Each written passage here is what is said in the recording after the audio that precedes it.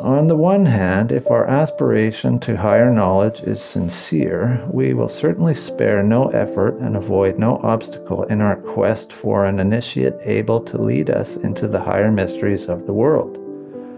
On the other hand, we can be certain that if our striving for knowledge is sincere and worthy, initiation will find us, whatever the circumstances.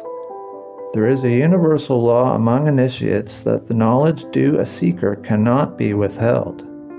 But there is also another universal law that esoteric knowledge may not be imparted to anyone not qualified to receive it. Rudolf Steiner, the 7 steps of what he calls Christian initiation. In other lectures, I have often described the initial steps by which we rise to the vision of the Christ being himself. The people must live over again all the steps described in the Gospel of St. John. Only the very briefest description can now be given of the manner in which the human being, when he resolves to live through a certain scale of feelings, can rise into the spiritual world which has been illuminated by the light of Christ since the crucifixion. The pupil begins by saying to himself, "I consider the plant. It flourishes and grows out of the mineral soil. But if the plant could be conscious, like man, it should bend to the mineral kingdom, to the soil out of which it has grown, and say, 'Thou stone art today a lower creation among the works of nature than I. But without thee, lower kingdom, I could not subsist.' And likewise, if the animal were to approach the plant and feel that the plant is the support of its existence, it would reflect, 'As an animal, I am a higher being than thou, O plant, but without thee I could not exist.' And the animal would bow down with humility and say, 'To thee, lowly plant, which art humbler than I owe my existence.' And in the human kingdom too, it should be likewise. Everyone who has climbed higher on the ladder should bow down in a spiritual sense to the one below him, saying, 'Ye belong indeed to an inferior world, but as the plant must bend to the stone, and the animal to the plant, so must man at a higher stage add, To thee who art humbler than I owe my existence.' Then, when the pupil has so steeped himself in the feeling of a universal humility, for weeks and months, perhaps for years, under the guidance of a teacher fitted for the task, there comes a moment for him in which he knows what is meant by the washing of the feet. For he has a direct spiritual vision of the act accomplished by Christ as he, a higher being, bent before the 12 and did wash their feet. And the whole significance of the act flashes on the pupil as a vision, and he knows that the washing of the feet did take place. The bond of knowledge guides him so that he needs no further proof. He now gazes directly into the spiritual world and beholds Christ in the scene of the washing of the feet. The pupil can then be led by the teacher so that he can find strength to say, "I will bear all the sorrows and sufferings that may come to me in the world, courageously and without murmuring. I will so steel myself against the pains and sorrows that they cease to be such for me, and I can realize that they are necessities in the world." When the pupil has become sufficiently strong of soul, there grows up within him, out of that inner contemplation, the feeling of the scourging. He experiences it spiritually in himself. The pupil is then instructed how to develop that force which belongs to a still higher stage, and which enables him not only to endure sorrow and suffering on the every hand, but also to say to himself, "There is something so sacred to me that I am ready to give my very self for it. Should the whole world cover me with scorn and derision, this will still be the holiest for me. Mockery and ridicule from all sides will not withhold me from the holiest, even though I stand alone. I pledge myself to defend it." The pupil then experiences inwardly, in the spirit, the crowning with thorns. He needs no historical records. His spiritual vision shows him the scene described in the Gospel of St. John as the crowning with thorns. Then, when the pupil learns under suitable guidance to regard his physical existence in a totally new light, then he learns to look upon his own body as something external, to be carried about with him. When this feeling and sensation have become so much a matter of course that he can say, "I bear my physical body through the world like an outer instrument," he has reached the fourth stage of Christian initiation, the bearing of the cross. This does not make him a feeble ascetic. On the contrary, he learns to handle the instrument of his body much more effectually than before.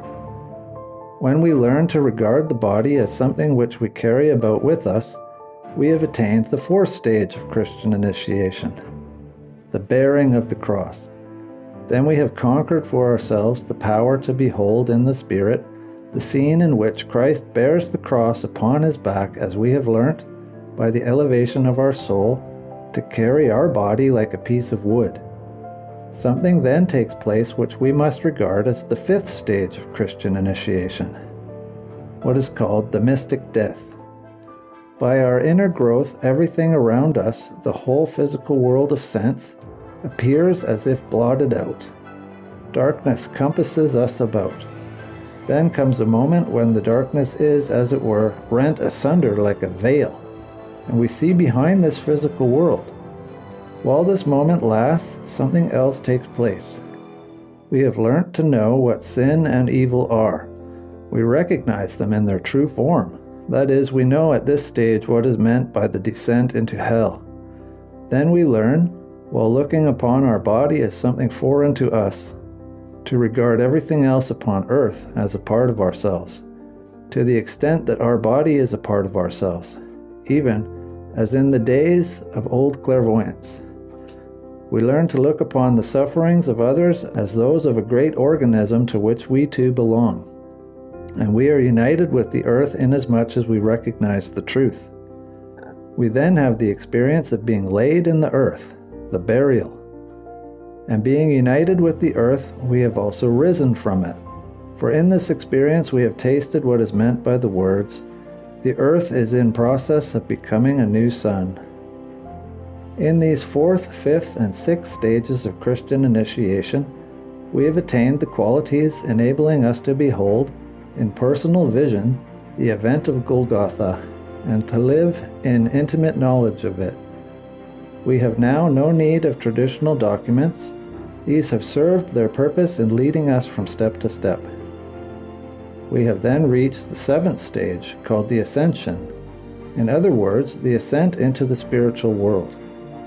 This is the stage of which it is rightly claimed that no human language is capable of describing it. For no idea of it can be formed save by one who has learned to think without the instrument of the brain. The miracle of the ascension cannot become the object of thought save when the thinker has learnt to dispense with the physical brain as the instrument of thought. Being capable of spiritual vision, they who were present as believers at the crucifixion on Golgotha were in a position to see what was happening. They would have been able to see the Christ in the manner described to you, especially if he had revealed himself to their open spiritual eye in the aura of the earth. They might have seen the Christ, even had he retained the same form to a certain extent which he had worn before, were it not that he, the Christ, had won something for himself by his conquest of death. Rudolf Steiner, How to Know Higher Worlds. Conditions. The capacities by which we can gain insights into higher worlds lie dormant within each one of us. Mystics, Gnostics, and Theosophists have always spoken of a world of soul and spirit that is as real to them as the world we can see with our eyes and touch with our hands. Listening to them, we can say to ourselves at every moment, "I know that I, too, can experience what they talk about, if only I unfold certain forces within me that today still lie dormant there." All we need to know is how to begin to develop these faculties for ourselves. Only those who have already developed such powers for themselves can help us to do this. From the beginning of the human race, A form of schooling has always existed, in which persons possessing higher faculties guide those who seek to develop these faculties for themselves. Such schooling is called esoteric or mystery schooling, and the instruction one receives there is called esoteric or occult teaching. By their very nature, these terms invite misunderstanding. Hearing them, we might easily be led to believe that those who provide this kind of schooling wish to form a privileged class of human beings who arbitrarily withhold their knowledge from their fellows. We might even think that perhaps there is nothing much to this kind of knowledge. Were it genuine knowledge, we are tempted to think there would be no need to make a secret of it. It could be made public and its benefits shared by all. Those initiated into the nature of esoteric knowledge are not in the least surprised that the uninitiated should think like this. After all, the secret of initiation can be understood only by those who have themselves, to some degree, undergone initiation into the higher mysteries of existence. How, we may well wonder, under these conditions are the uninitiated to develop any human interest whatsoever in this so-called occult knowledge? Why and how should one seek for something of whose nature one can have no clear idea? Such questions are based on a completely false idea of the nature of esoteric knowledge. In actuality, esoteric or inner knowledge is no different from other kinds of human knowledge and ability. It is a mystery for the average person only to the extent that writing is a mystery for those who have not yet learned to write.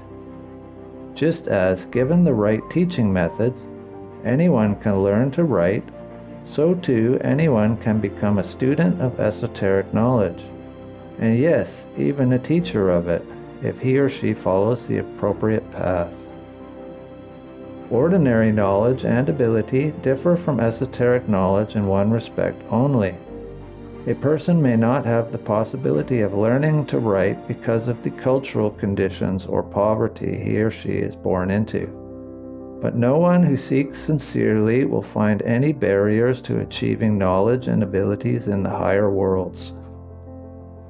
Many people believe that they must seek out masters of higher knowledge wherever such masters may be found in order to receive teachings from them.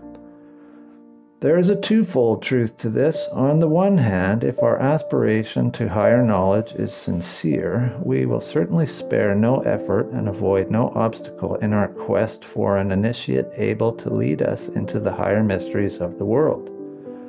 On the other hand, we can be certain that if our striving for knowledge is sincere and worthy, initiation will find us, whatever the circumstances. There is a universal law among initiates that the knowledge due a seeker cannot be withheld. But there is also another universal law that esoteric knowledge may not be imparted to anyone not qualified to receive it. The more perfect the initiate, the more strictly these two laws are observed. The spiritual bond uniting all initiates is not an outward one, but the two laws just mentioned are what hold its members together. You may live in close friendship with one who has been initiated, but until you yourself have been initiated, something will always separate you from that initiate's inmost being. You may enjoy an initiate's full heart and love, but the initiate will not share the secret with you until you are ready. You may flatter, you may torment, but nothing will induce the initiate to betray anything that should not be divulged to you if, at the present stage of your development, you do not yet understand how to prepare proper welcome for this secret in your soul. Quite specific methods prepare us to receive such secrets.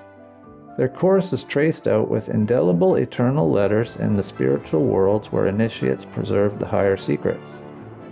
In ancient prehistoric times, the temples of the spirit were outwardly visible, but today, when our life has become so unspiritual, they no longer exist where we can see them with our physical eyes. Yet spiritually they are still present everywhere, and whoever seeks can find them. Only within our own souls can one find the means of opening an initiate's mouth. But before one can receive the highest treasures of the Spirit, one must develop definite inner qualities to a specific high degree. We begin with a fundamental mood of soul. Spiritual researchers call this basic attitude the path of reverence, of devotion to truth and knowledge. Only those who have acquired this fundamental mood or attitude can become pupils in an esoteric school. Anyone with any experience in this area knows that those who later become students of esoteric knowledge demonstrate this gift for reverence in childhood. Some children look up to those whom they revere with a holy awe. Their profound respect for these people works into the deepest recesses of their hearts and forbids any thoughts of criticism or opposition to arise.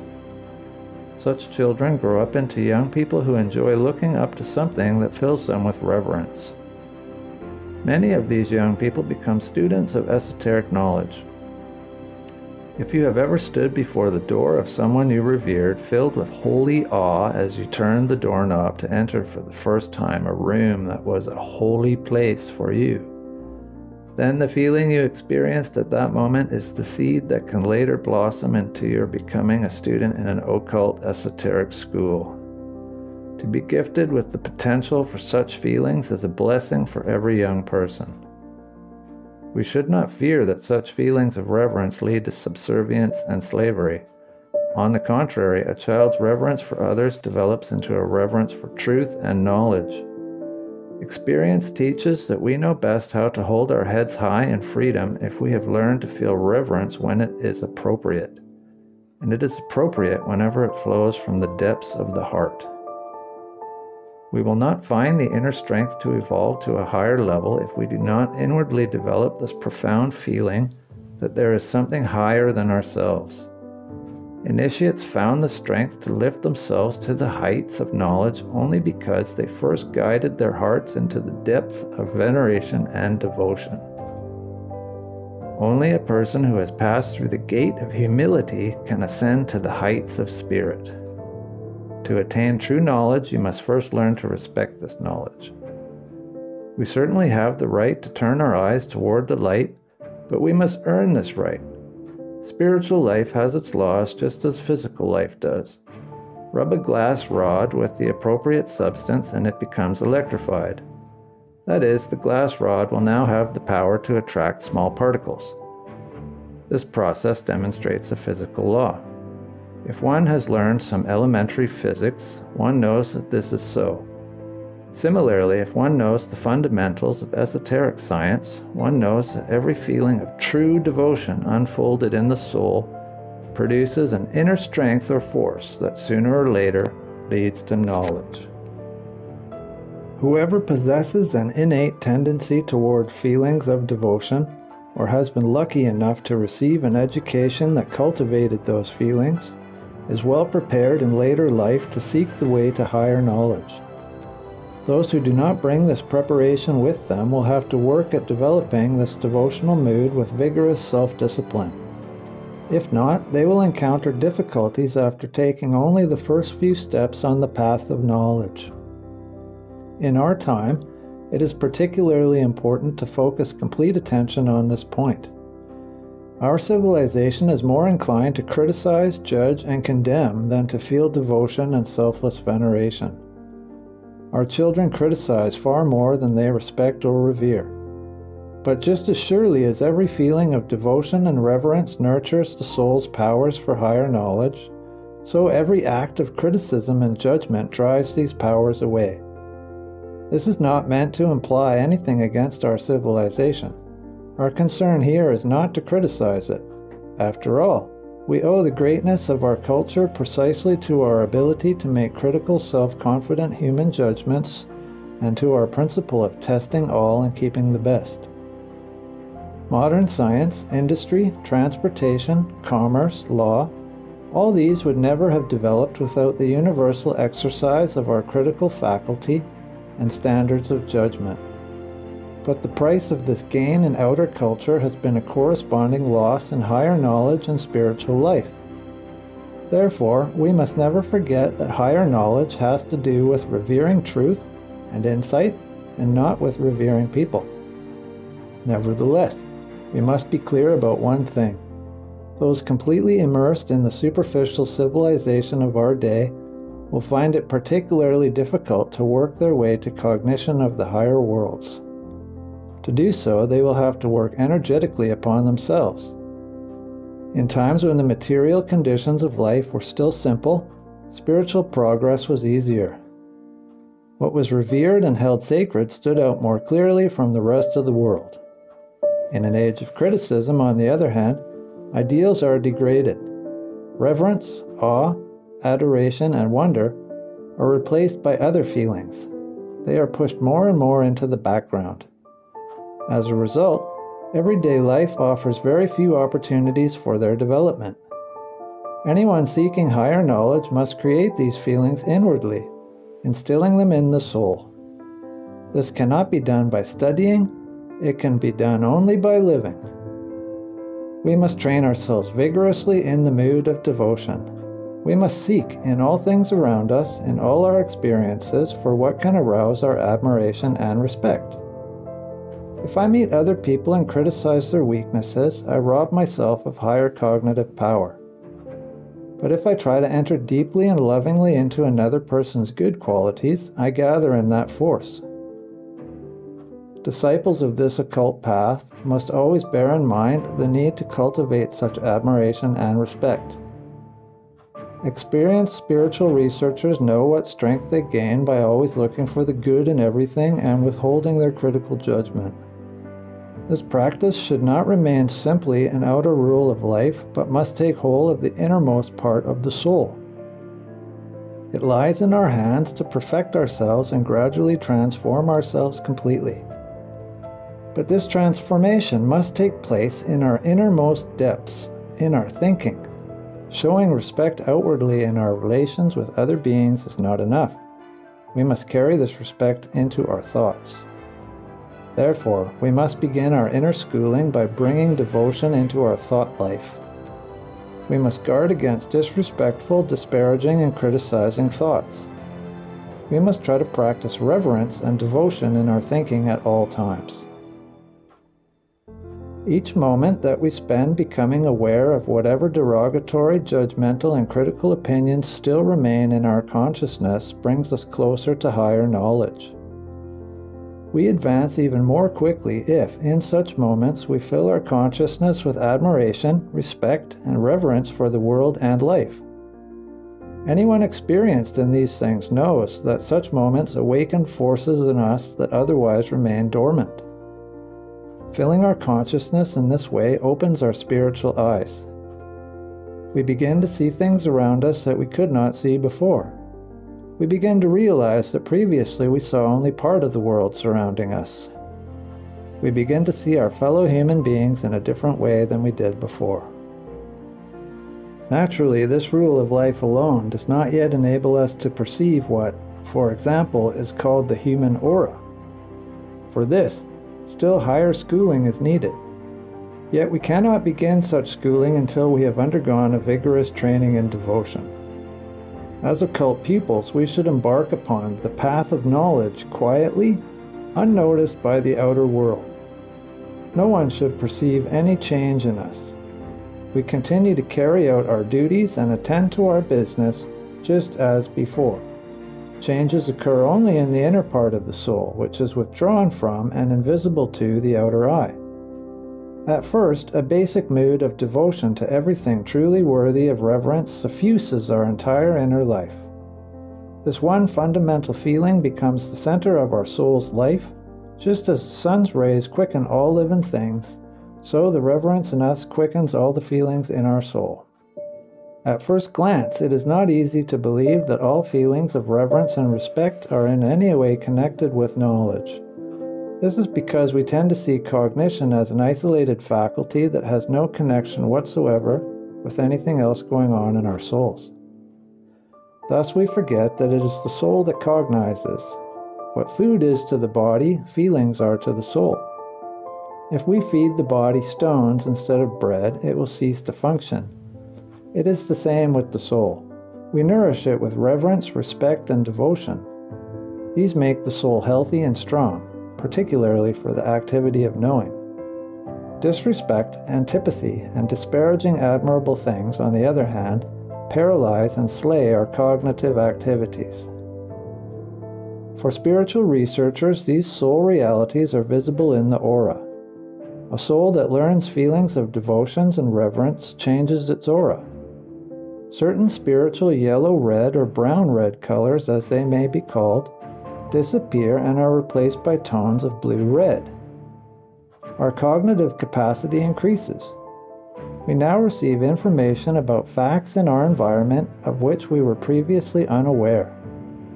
Reverence awakens a power of sympathy in the soul.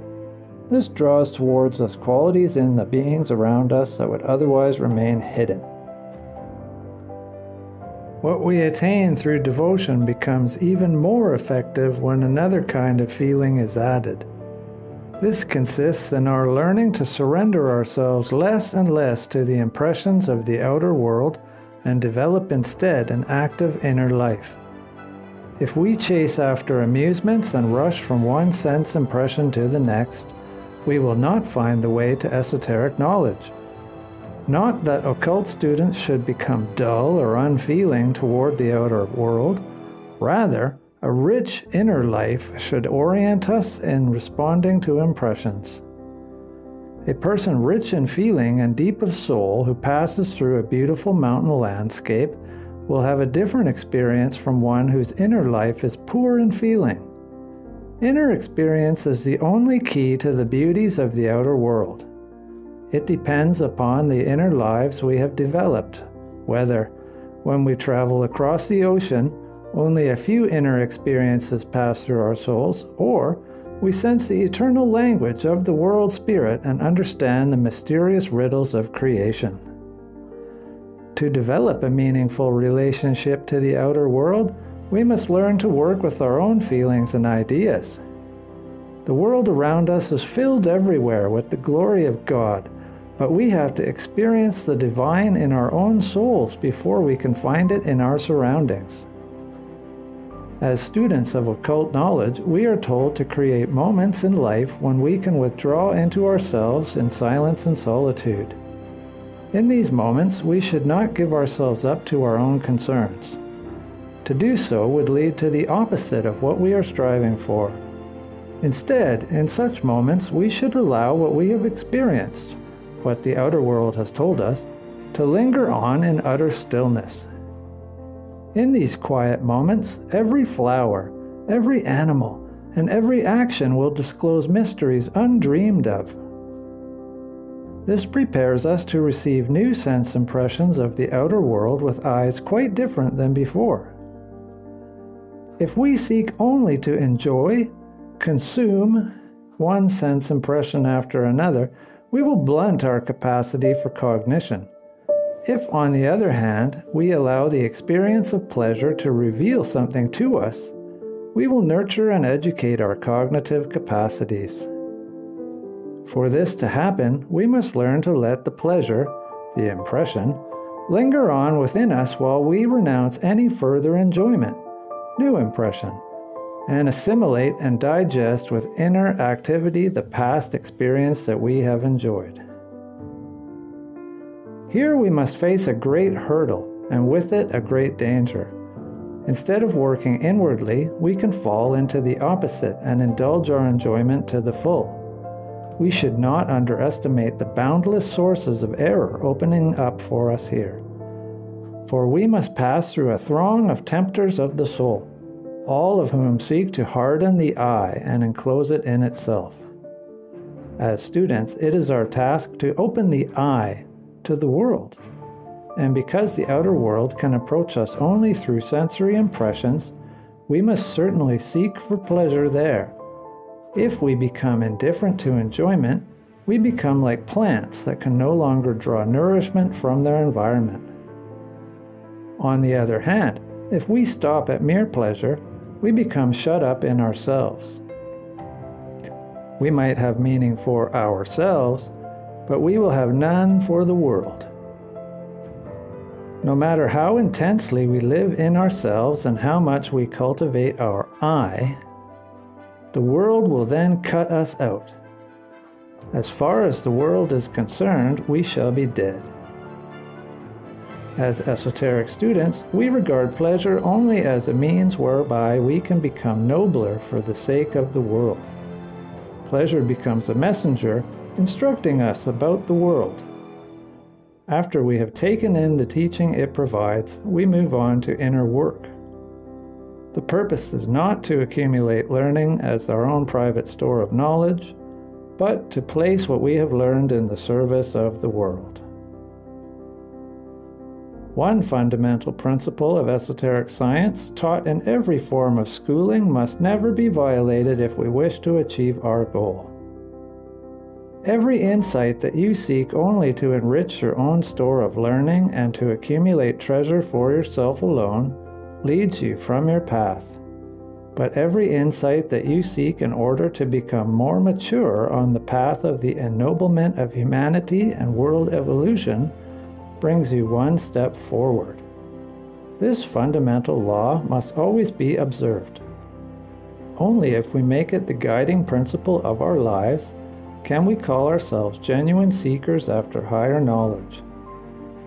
This truth of esoteric schooling may be summarized as follows. Every idea that does not become an ideal for you kills a force in your soul. But every idea that becomes an ideal for you creates forces of life within you.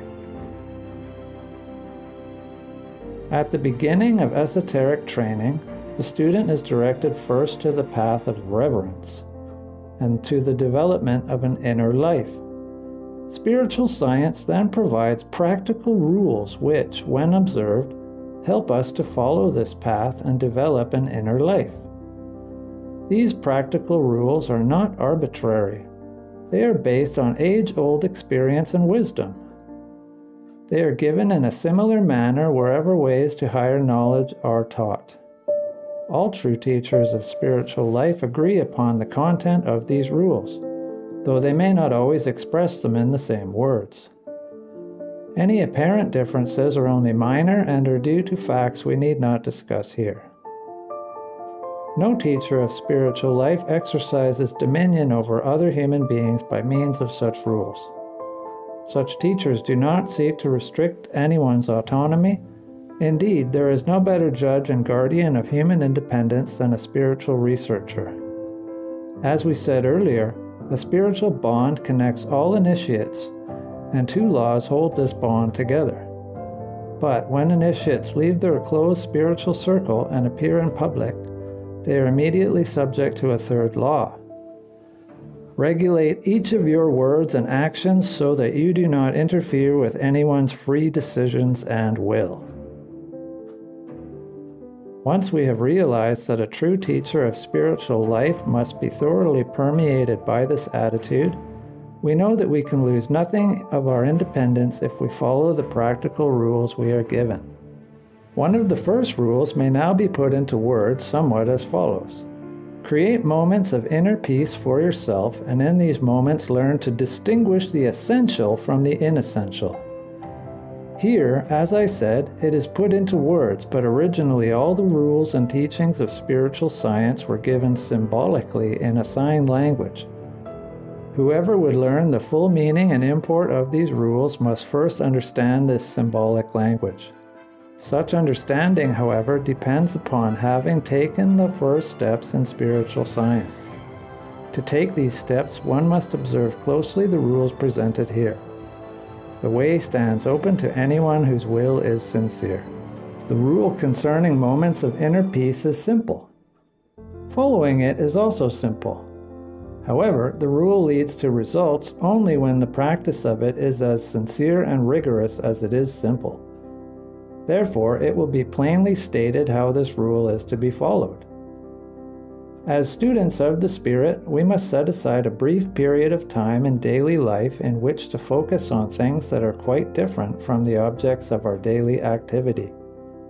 The kind of activity we engage in must also differ from what occupies the rest of our day. This is not to say, however, that what we do in the minutes we have set aside is unconnected with the content of our daily work. On the contrary, we soon realize that if approached in the right way, such moments give us the full strength for completing our daily tasks. We need not fear that following this rule will actually take time away from our duties. If someone really cannot spare any more time, 5 minutes a day are sufficient. What matters is how those 5 minutes are used. In these moments, we should tear ourselves completely out of our everyday life. Our thinking and feeling lives should have a quite different coloring than they usually have. We should allow our joys, sorrows, worries, experiences, and actions to pass before our soul. But our attitude towards these should be one of looking at everything we have experienced from a higher point of view. Consider in ordinary life how differently we perceive what other people have experienced or done from the way we perceive what we ourselves have experienced or done. This must be so. We are still interwoven with what we experience or do. But we are only onlookers of other people's experiences or acts. In the time we have set aside for ourselves, then, we must strive to view and judge our own experiences and actions as though they belong to another person.